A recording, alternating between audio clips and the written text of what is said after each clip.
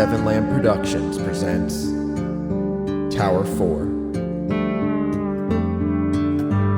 Season 2 Episode 6 The Cave.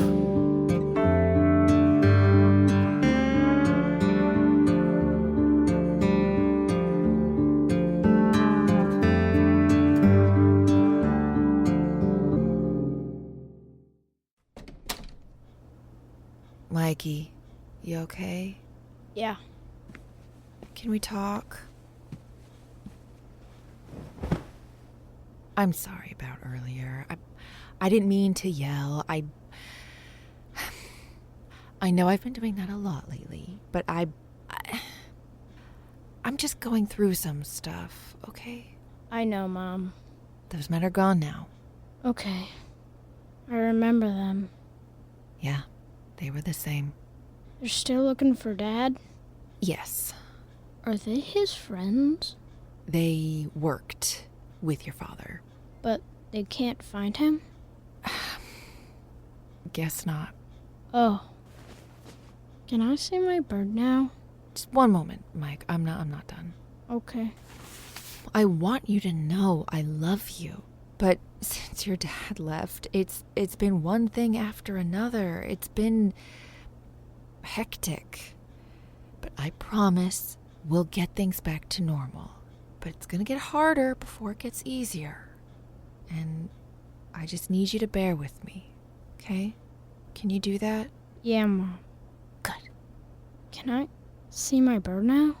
You know, eventually when he can fly, you'll have to let him go. I know, but he's not ready yet. Sure, but he will be soon. I know, Mom. Oh, and Mikey, Yeah? do you copy? What? Do you copy? Do you copy? Do you copy? Mikey, do you copy?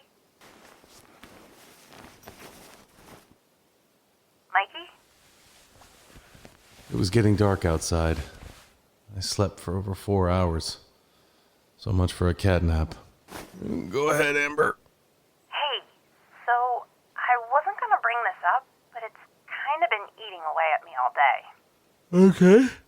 Wait, were you just taking a nap? Yeah, I needed it. It's almost dark. So? Little late for a nap. Little did she know I hadn't gotten much sleep the last couple nights as I traveled back and forth along 3 posts. My legs and back were sore, and all I wanted to do was sleep more. Amber, was there something you wanted to talk about? I'm gonna make an assumption, which I shouldn't do because that makes an ass out of both of us, but here it goes. I think you're sick of talking to me. What? I think you're tired of our little chats, and I think you're pulling a Vic. A Vic? Tower 2 Vic, the grumpy old man who hardly talks to me. Why do you say that? Because we don't talk like we used to. And I think it's essentially my fault you keep thinking of leaving. What? No, hear me out. Over our time together, not physically, but orally, we've discussed a lot. And while some conversations were light, others got pretty dark.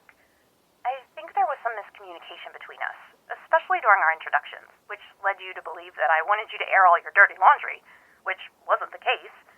Add the fact that you think I don't believe anything you've told me, well, it's slowly caused us to drift apart. Not that we were ever together, but you get what I mean. Actually, I don't. You didn't want to tell me about Sarah, which is understandable, and maybe you felt like I pushed you into it. I mean, I told you about my broken engagement, so you probably felt like you had to tell me about yours. But I was being honest when I said I don't dwell on the past. And the last thing I want to do is make you feel like you have to dwell on yours. Amber, no. It's not you. I think it is. You turned your radio off today. For some peace and quiet. I was on my way to Overarch. The signal cuts out anyway. But you left it off for a long time. I forgot. Really? Really. Okay. Well, sorry to bother you then. You're not bothering me. I woke you from your nap. That's okay. I shouldn't have slept that long anyway. Yeah, I thought you were going to be a good little fire lookout. Not going to be able to see many fires staring at the back of your eyelids all day. Well, now I can watch for them all night. There you go. The nighttime fire is the most elusive of all forest fires. We'll just see about that. Okay, Mikey. Sorry to bombard you with all my deductive reasoning, and I do feel like an ass. Well, don't. Maybe I'm mistaken. At least I hope I am. I hope you're not just saying things to make me feel better. Don't worry about that, Amber. So you're not lying to me? I'm not lying. At least not any more than you are. Okay. Thanks, Mikey. I set the radio down on my lap and peered out the tent flap. It would be dark soon. I meant to get started right after listening to Jean and Amber's prior discussion, but I was just so exhausted. Now I felt a little better, although still sore. The goal was to find Jerry now, but how would I do that?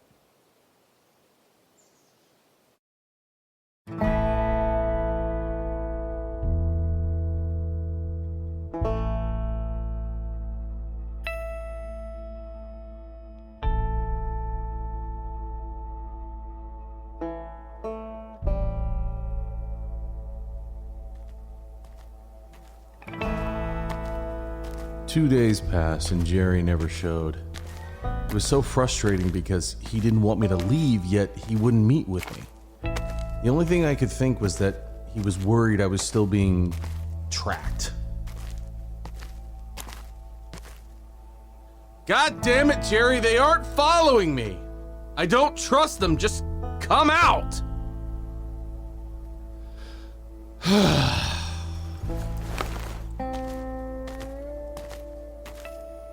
Nothing.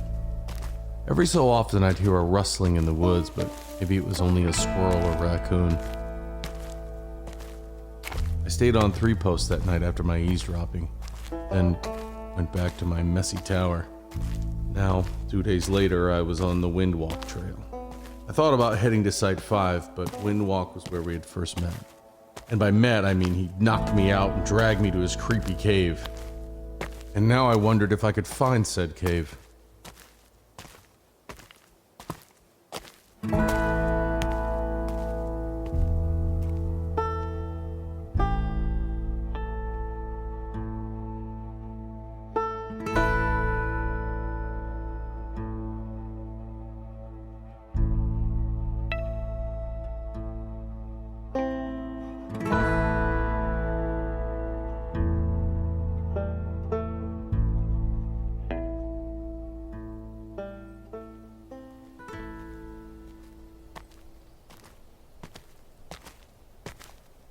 When I reached the cache, it was around 5. I had my tent with me and plenty of food and water since I knew I'd be out here a while.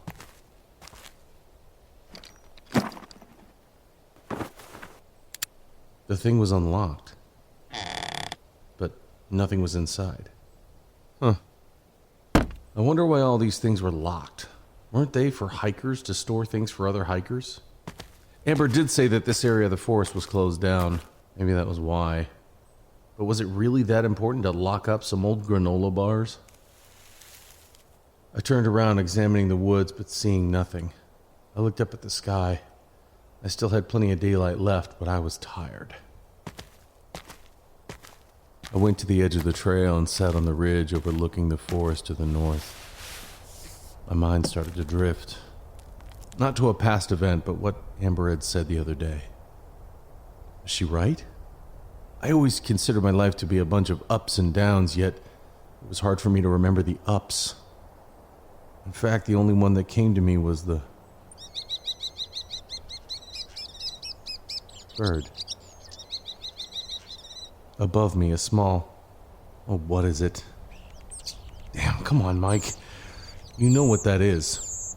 The bird fluttered its feathers and launched itself off the branch. The shiny black bird dove down along the cliff face and then zoomed back up, disappearing into the branches high above. Starling. That's it. The common starling, or hell, the European starling. Still seemed to have trouble remembering some things, but for the most part, I felt like I was back to normal. Although I had doubts about ever finding that cave. Hey, Mikey. How goes the writing? I told Amber earlier I was in deep contemplation. Good. Good. Need to run anything by me? I didn't trust Amber. That was for sure. But I still liked talking to her. There was a comfort there. Even if she may be lying to me, our conversations kept me grounded. Was it something super important, something I needed right now? Maybe not, but it also served another purpose. I could keep up the charade. No, I'm good. But I may need some help soon. Kinda depends on how this latest chapter turns out. Okay. No problem. I'm just glad you were able to push through chapter 3. I'll definitely be back, but now it's important to go deeper into Jason's backstory. The character needs more fleshing out. Does that mean flashbacks? Because you're planning on doing this in a later chapter? I mean, we've already met Jason. Sure, yeah. Will there be time jumps? There has to be. Remember, he doesn't see Skylar again until she's much older. But that's not a time jump, right? I thought that was going to be gradual. Yeah, you're right, it will be, but I think flashbacks are necessary. Think you'll do them for Olivia? Nah, I don't. Can I ask why? Because she's not the main character of the story. Right. That's not to say she isn't integral to the plot, but I want to stick strictly to Jason's point of view. Because that's what you experience? It's what I know. Okay. What? Nothing. No, it seems like you want to say something. Okay, so I totally get where you're coming from. Plenty of movies and books have one main character. But I think this story could benefit from different points of views. Points of view. What? Points of view. That's the plural, not points of views. But there's different views. No, there's different points of them. Is this going to be another Seattle's Best dispute? No, sorry. Go ahead. I just think the story would be cool from different points of view. Why? To get the whole story. But Jason's point of view is the whole story. It's his whole story. But everyone has one. What? A story. True, but I can't write about every person that comes into play. I'm not Tolstoy. John Tolstoy? Leo Tolstoy. That's it. You really think this story would benefit from different perspectives? In this case, yeah. You want people to sympathize with Olivia? I just think people would have a better grasp if they knew everyone's backstory. That way we learn why people are the way they are. Why they do the things they do. People? Your characters. Oh. If I wasn't already trying so hard to cling to my sanity, I'd think Amber was trying to tell me something. I don't know what, and I couldn't ask, so instead I just said, yeah, maybe you're right.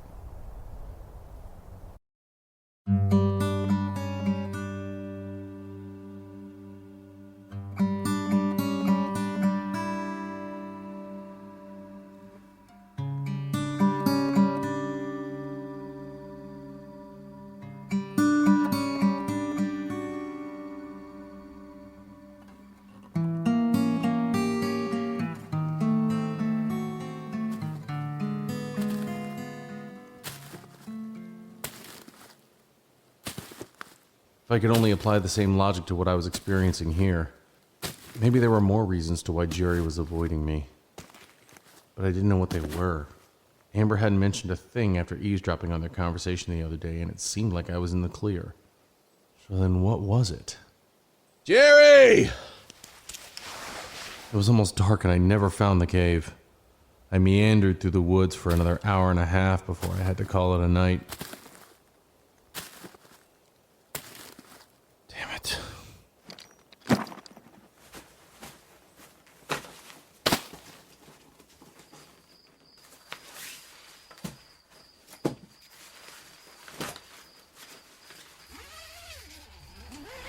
I set up camp in a small clearing where I could see the starry sky.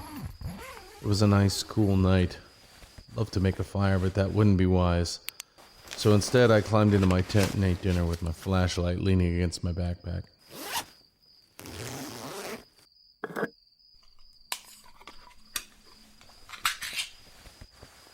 If I couldn't find Jerry or his cave tomorrow, I'd have to start looking on my own.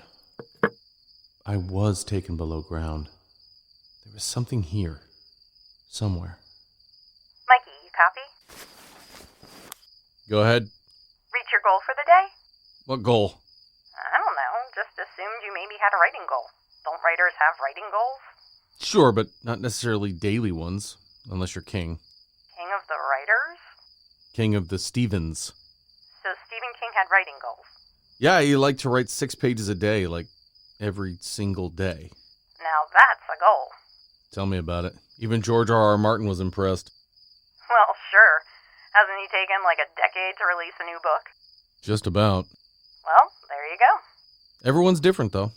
You've never really told me about your writing style, Mikey. My style? I guess I mean, routine? Yeah. You've never told me about your routine. I don't really have a routine. I write when I feel like I can. The problem was life got in the way, and I just had such a hard time sitting down and actually putting ink to paper. Until the tower. Sure.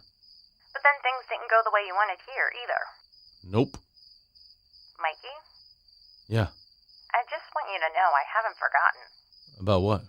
About everything you've told me. I know there's been this disconnect between us lately, but we still have several more months together. What does that mean? It just means I haven't forgotten. The classical music, the bulldozing, the mystery combo, all of it. Sure, but what does that do for me? I was hoping it would make you feel better. Is that so? Well, I'm not lying. You don't think it's all a manifestation of negative past experiences I keep dwelling on? Man, are you going to bring that up again? Just a question. No, and I never pretended to be a psychiatrist, Mike. It was just an observation. I believe you about all the other things. Do you? What did I just say? I knew I shouldn't keep pressing, but I just realized there may have been an ulterior motive to her credulity. I decided to ask. Yeah, but do you actually believe me, or was it just a ploy to get me to stay? I actually believe you. You didn't before. Because the woods play tricks on people, okay? We went over this, Mike. Right, but now I'm wondering if the credibility was backed by anything other than your worry for my absence. Wow. You think you're pretty important, huh? You want me to stay? Doesn't mean you have to be cocky about it, and it also doesn't mean it has anything to do with what we've talked about. Maybe you don't remember, but I was helping you with the caches before your drunken night. No, I remember. But I also remembered that was when she thought I was crazy, even if she didn't use the specific term. So you can assume all you want, Mike, but I do think you were witnessing some strange occurrences. But it's hard to judge so far away, you know? But I still believe you. To an extent. Sure, to an extent, but it's like what we talked about earlier. Perspective.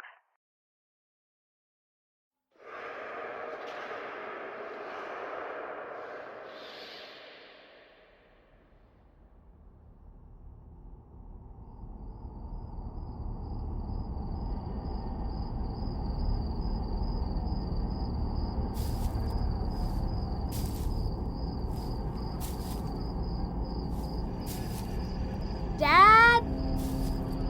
It was dark and I found myself surrounded by tall firs, barely able to see the moon through the upper branches. Dad? It was my 12-year-old self again, traversing the dark woods alone, searching for Dad. Dad, where are you? Was this Site 5? It looked like it, but each tree I passed displayed an eye carving. They were everywhere. Dad! I couldn't find him, but why did I keep checking here? There was movement under the ground.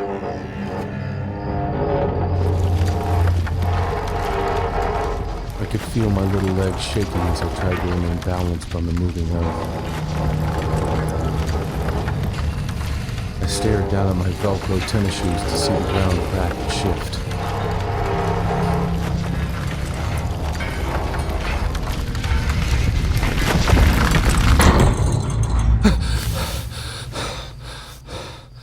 What the?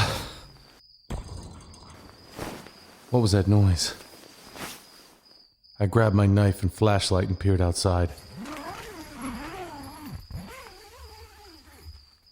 I had the bow and arrows too, but they would do me no good here. I couldn't see anything. It was pitch black. Do I dare turn on the flashlight? No trees were swaying and I couldn't hear anything now. I couldn't... Take it easy. Wait. Relax. None of this shit is valuable. Shh. I can't believe we gotta lug all this crap. What do you expect? Not to do it in the middle of the fucking night. There were people, not far from me. They want this shit out, so let's just get it over with. What do you think I'm doing? I'm just saying. Listen, I'm just pissed we get stuck doing this grunt work. Who else is going to do it? Barry. Oh, fuck Barry. Barry's a fucking asshole, and he's a brown noser. No way they stick him with this shit. I couldn't really tell where the talking was coming from, but I slowly exited the tent, leaving the flashlight off. Let's just move the last of this crap so we can get the hell out of here. Hold up. Are you scared? Why would I be scared? I don't know. You seem worried. Worried ain't scared. I followed the voices. The conversation was getting louder, which meant I was headed the right way. I'm not scared because there's nothing to be scared of. Yeah, now. Which is why I don't know why we're taking this guy's stuff. Because he didn't fall for the trap. Doesn't mean he won't eventually. They should just leave this. I saw a faint glow of light. Well, it's too late now. And maybe they're hoping he's gone. He's not gone. That's why I assume they're pulling this. They're worried. Worried or scared? Worried. Worried he'll retaliate? Worried he'll pull some shit like the other ones. I thought he wasn't like the other ones. Well, he's not fucked up like them, that's for sure. He's definitely smarter, though. That's why we're doing this. Still think they should leave it. You want to be the one to tag him, don't you? No, I want you. Shit. I stepped on a stick and instantly froze. You see anything? I saw a flashlight beam glide along the trees to my right. I slowly got down, crouched behind some brush. The beam slowly glided past, stopped, and went back the way it came.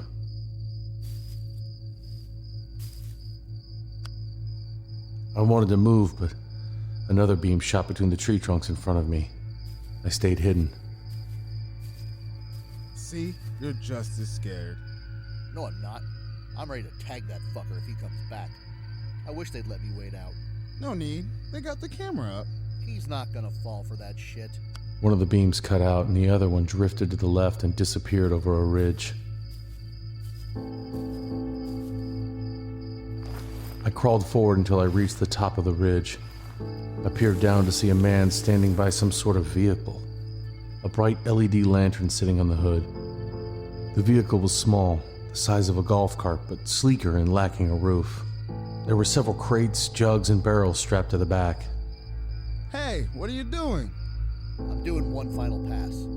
Well, hurry it up. Chill. The man by the cart turned on his flashlight and ran it over the cart, inspecting some belts and latches, making sure everything was snug. I tried to get a good look at his face. All I could see was some curly hair, a thick nose, and a short mustache. Where was the other guy he was talking to? Alright, I think that's it. The other man suddenly emerged from the right with a small can in his hand. Hey, it was the cave. Was it the same one Jerry brought me to? Was I really that close? You sure? We don't want to miss anything. They'd be pissed. Go ahead. Have yourself a look. The other guy was muscular and tall with a buzz cut.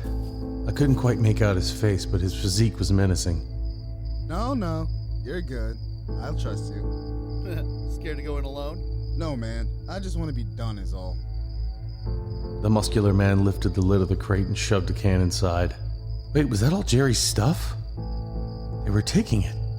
Shit, they were talking about Jerry. What did they say again? They mentioned him coming back, so they didn't know where he was either. I still can't believe they want to take all this shit. Hey, they have other ideas.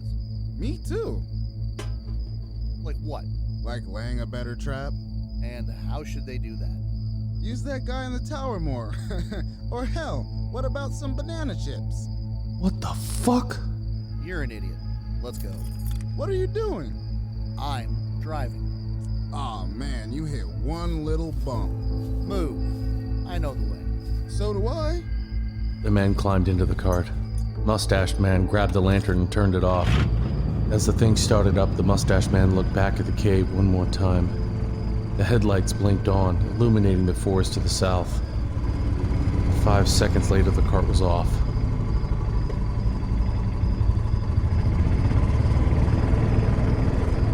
The thing zigged and zagged between the trees and brush. In a matter of minutes, it was gone. It was once again completely dark and completely quiet. What the hell was that?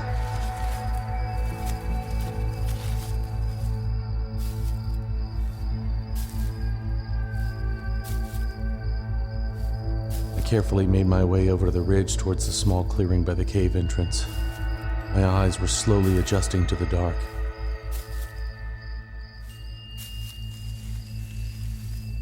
I heard movement in the woods. Those guys were also scared, but about what?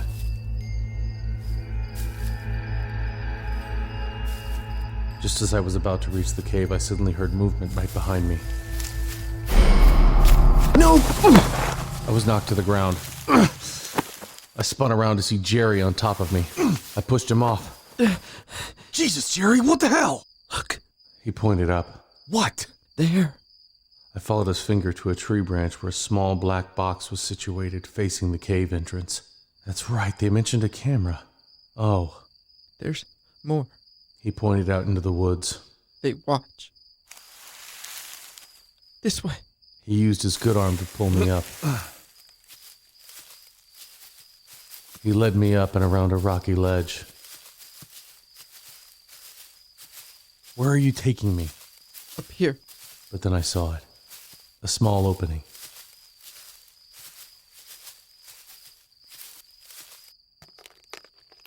I watched him climb up a few feet and shimmy his way through the cracked wall. Damn it. I had no choice. I climbed up until I was over the hole, then lowered my legs first and eventually squeezed my whole body through the opening. When I entered the dark cave, I looked up at the opening and realized it was the hole Jerry threw my radio through. This was definitely his cave, but now it was empty. I spun around to see Jerry holding a small Bic lighter. He moved around the cave, looking at the walls and floors, searching. Jesus Christ, Jerry, we need to talk. Where the hell were you? Where have you been? Searching. Searching, huh? He didn't even look my way with his answer. He was searching now, running his hands along the walls. Hey, I stayed because of you, because of this. Look at my arms, you see this? But he didn't turn around. Jerry, my arms, the bandages, I pulled out a tracker, a bug? I pulled it out of me, do you hear me? He still didn't turn to face me. Jerry, I'm talking to you, man. I grabbed Jerry, but he turned and hissed at me. No! Oh, hey! He held his small knife up, pointed at my gut. I slowly backed away. What the fuck, Jerry? It took a moment, but eventually his eyes softened and he lowered the weapon. I'm sorry. Damn it, Jerry. I'm trying to tell you I believe you. You said they took me, you were right. I remember now, vaguely, but I remember being strapped down. I remember, a bunker. They took you. I know. You were leaving. Yeah, I was going to, but then you put a radio in the woods for me to find. They watch. They listen. I know. I heard everything. And something tells me you did too, right? You've been following me? Yes. Some. Then why didn't you come out when I called? I'm not being followed anymore. No, you're not. Not now. Not now. Exactly. And where were you? Hiding. From me? No. Them. It didn't make sense, though. I heard movement in the woods often. Was he saying that it wasn't him? Or that maybe it wasn't always him?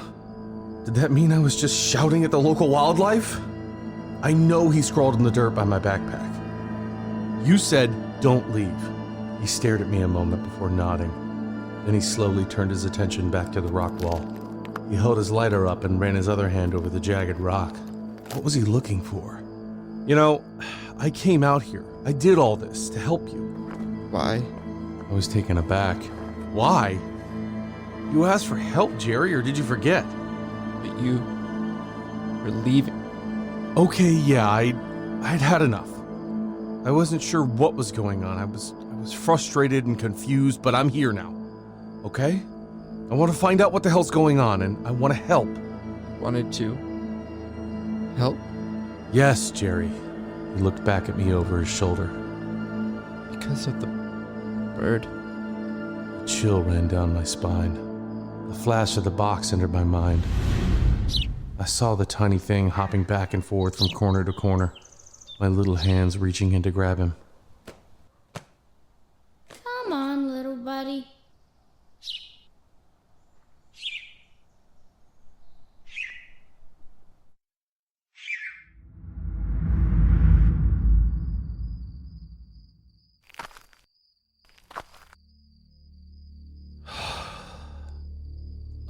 No. Not because of the bird, because I want to know what's going on. He turned his attention back to the wall before him. He grabbed a rock. It shifted. He closed the lighter and pocketed it so he could use both hands to pull out the large rock. I got a good look at his deformed hand. Actually, his whole left arm looked burnt, swollen, almost melted. But he was still able to use it. He pulled the rock out from the wall, leaving a gaping hole. They took my things. I saw that. Not everything. He reached in and pulled out an old hiking backpack. You hid that?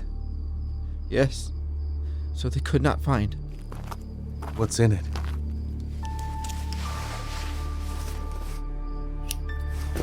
He held the lighter over his pack. My stuff. He pulled out pages of scribbled notes and drawings. This was the stuff he showed me before. He pulled out his torn map and smirked. I know where to find them. I know where to look. Have to follow the tracks. Okay. Here. That's where they came from? Yes, we follow their tracks now. Okay, that, seems like a good idea. But, Jerry, I need to know. When we find them, when we find this bunker, what are we going to do? He wasn't smirking anymore. He reached down in his pack and pulled out an object wrapped in old, ragged cloth. He slowly pulled back the layers, eventually revealing a gun.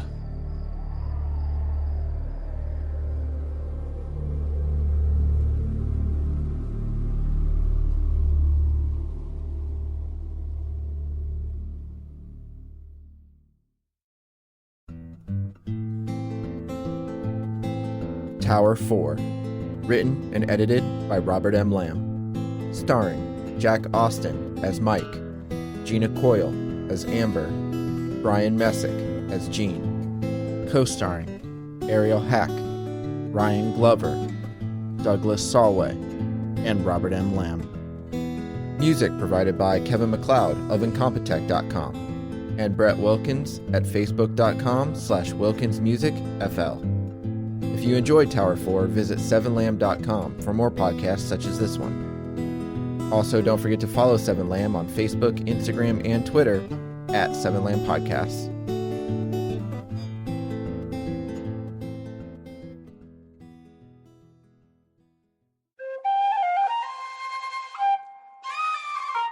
This has been a 7lamb production.